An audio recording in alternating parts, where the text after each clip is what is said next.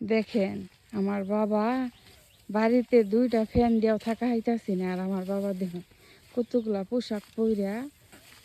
বাবা,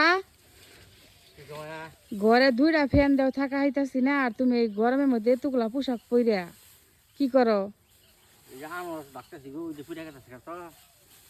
তুমি এতগুলা পোশাক পইরা গরমের মধ্যে বাড়তে যাও কা? আগে আমরা ছোটবেলায় ভাবতাম, জানো কি ভাবতাম? আমি ভাবতাম তুমি এত পরিশ্রম করো, বুঝছো? আমি না ভাবতাম না যে তুমি এত পরিশ্রম করো, আর যা চাইছি তাই লগে লগাই না দিছো। এখন সেখানে বড় বুঝতেছি যে বাবা তুমি কত পরিশ্রম করে আমরা যা আমাদের চাহিদা মিটাইছো, যা চাইছি তাই লগে লগাই না দিছো।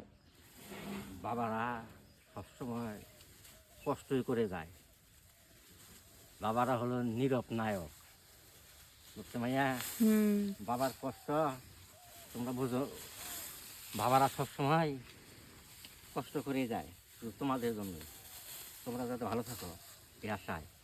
আমাদের বাবার কষ্ট সন্তানের ভবিষ্যৎ।